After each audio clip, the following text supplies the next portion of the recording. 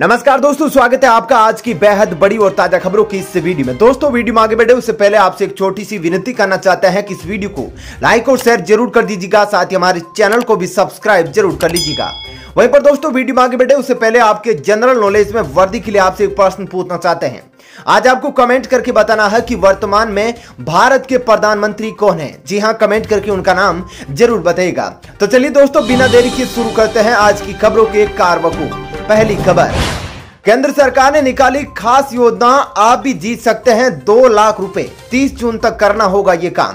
जी हां दोस्तों, केंद्र सरकार लोगों को खासकर युवाओं को 2 लाख रुपए जीतने का मौका दे रही है। इस इनामी राशि को जीतने के लिए आपको एक प्रतियोगिता में भाग लेना होगा। दरअसल सरकार ने लोगों को तंबाकू के दुष्प्रभाव के बारे में जागरूक करने के लिए इस कॉन्टेस्ट का आयोजन किया है। बता दें कि सरकार इस तरह की कई प्रतियोगिताएं आए दिन आयोजित करती रहती है। दरअसल 2 लाख रुपए की इनामी राशि जीतने के लिए आपको 2 प्रतियोगिता में भाग लेना होगा। चलिए जानते हैं इनके बारे में सब कुछ और आपको कैसे इसके अंदर भाग लेना है वो भी जानते हैं। दरअसल अगर आप शॉर्ट फिल्म बनाने का शौक रखते हैं तो विश्व तंबाकू निषेध दिवस 2021 पर तंबाकू के दुष्प्रभाव पर बना सकते हैं। यह शॉर्ट फिल्म कम से कम 30 सेकंड की होनी चाहिए और ज्यादा से ज्यादा आप 60 सेकंड की बना सकते हैं।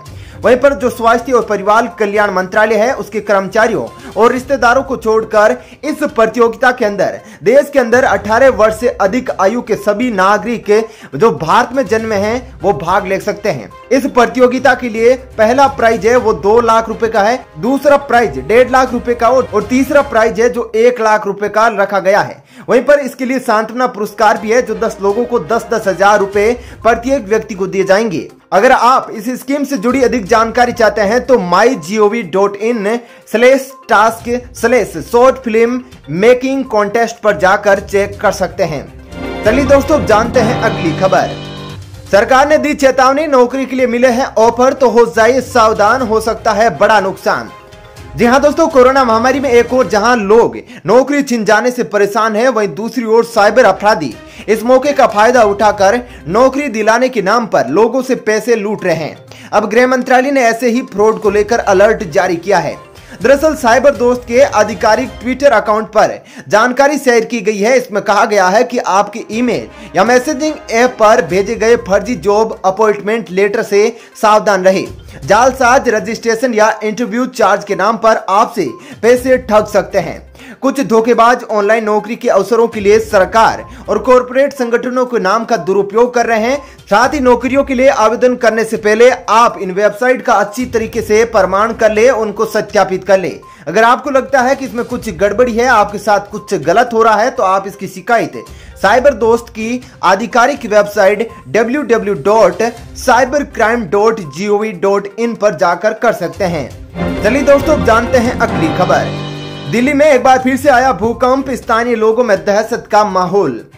जी हां दोस्तों, दिल्ली में आए हल्के भूकंप के झटके ने आज एक बार फिर से धरती हिला दी। राजधानी में रविवार को दोपहर के समय हल्का भूकंप आया जिसकी तीव्रता 2.1 रिएक्टर थी।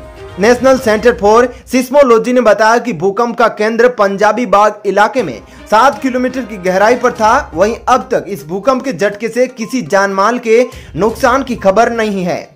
चलिए दोस्तों जानते हैं अगली खबर।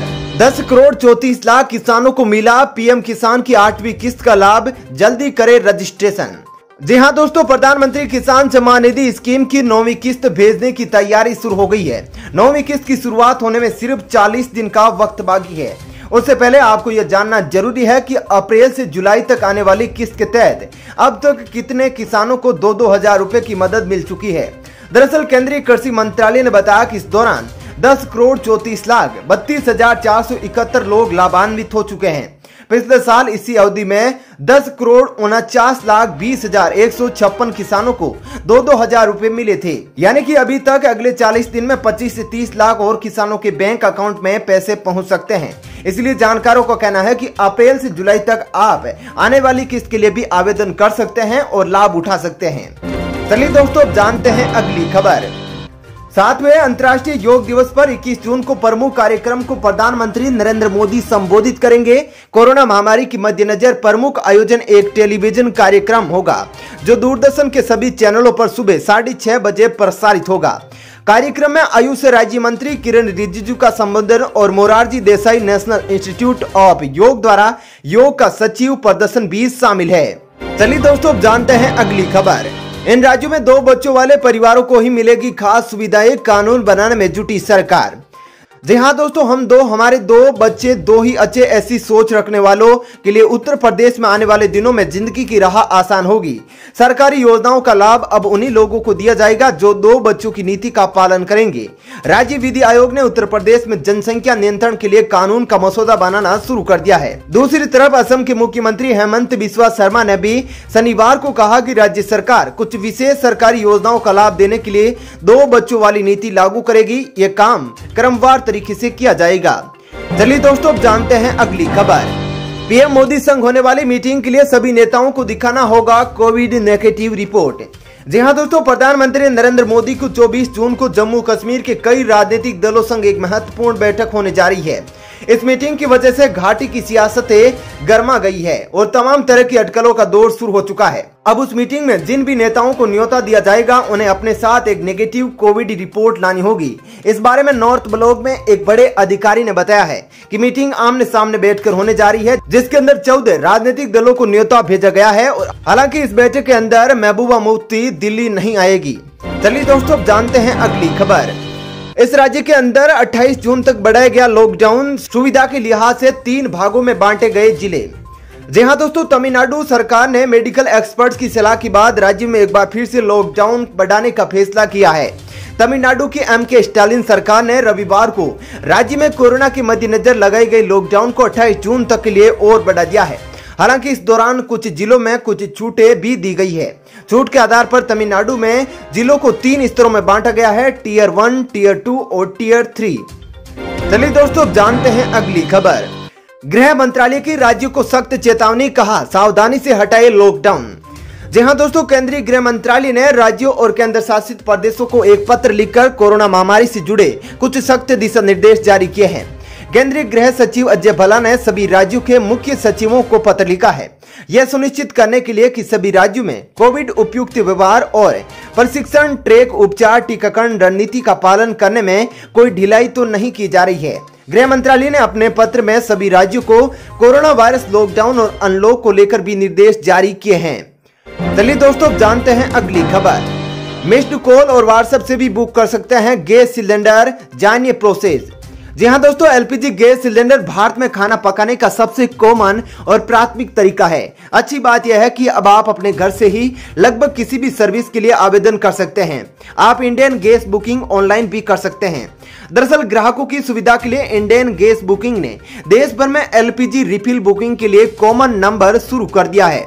एलपीजी रिफिल के लिए सामान्य बुकिंग नंबर 7718955555 है। व्हाट्सएप के माध्यम से ऑनलाइन इंडियन गैस बुकिंग के लिए ग्राहक व्हाट्सएप पर रिफिल लिखकर 7588888824 पर भेज सकते हैं और अपना एलपीजी रिफिल बुक कर सकते हैं। हालांकि नई व्हाट्सएप बुकिंग की सुविधा का लाभ केवल रजिस्टर्ड मोबाइल नंबरों से ही किया जाएगा। चलिए दोस्तों, जानते हैं अगली खबर। 30 जून से पहले आधार कार्ड को कर ले पैन कार्ड से लिंक, नहीं तो भरना पड़ेगा भारी जुर्माना, जानिए पूरी खबर। जी हां दोस्तों, इनकम टैक्स विभाग की ओर से पैन को आधार से लिंक करने की डेडलाइन 30 जून 2021 तय कर दी गई है। इसके साथ ही अगर पैन कार्ड को आधार कार्ड से इस तारीख तक लिंक नहीं कराया गया तो भारी जुर्माना देना पड़ सकता है। अगर 30 जून तक आपने आधार को पैन से लिंक नहीं कराया तो आपको 1000 रुपए जुर्माना देना पड़ेगा। बता दें कि यह आयकर कानून 1961 में जोड़े गए धारा 234H के कारण हुआ है, जिसे सरकार ने 23 मार्च को लोकसभा में पारित वित्त विधेयक 2021 के अंतर्गत पास कराया है। आपको बता दें कि जुर्माने के अलावा आपका पैन कार्ड भी निष्क्रिय हो जाएगा। चलिए दोस्तों, जानते हैं अगली खबर। दक्षिणी पश्चिमी मानसून राजस्थान में दाखिल हो चुका है। जयपुर मौसम विभाग ने पुष्टि करते हुए बताया कि इसने 18 जून को दक्षिणी पूर्वी राजस्थान होते हुए प्रदेश में एंट्री कर ली है। विभाग के मुताबिक अगले 24 घंटों के दौरान मानसून के दक्षिणी राजस्थान के कुछ हिस्सों में आगे बढ़ने के लिए परिस्थितियां अनुकूल है। मौसम विभाग के हालिया पूर्वानुमान के मुताबिक आज पश्चिमी बंगाल, झारखंड, पूर्वी और मध्य उत्तर प्रदेश, दक्षिणी गुजरात के कुछ हिस्सों, गोवा, तटीय कर्नाटक के कुछ स्थानों पर मध्यम से भारी बारिश हो सकती है। वहीं पर पश्चिमी यूपी के कुछ हिस्सों में हल्की बारिश का अनुमान लगाया गया है। साथ ही बता दें कि दिल्ली में अभी मानसून का इंतजार और करना पड़ेगा। मौसम विभाग के मुताबिक मानसूनी हवाओं के 27 जून तक दिल्ली पहुंचने का अनुमान लगाया गया है। चलिए दोस्तों, फिलहाल इस वीडियो में इतना ही। ऐसी ही खबरें देखते रहने के लिए आप हमारे चैनल को सब्सक्राइब कर लीजिएगा। साथ ही इस वीडियो को लाइक और शेयर भी जरूर कीजिएगा। धन्यवाद।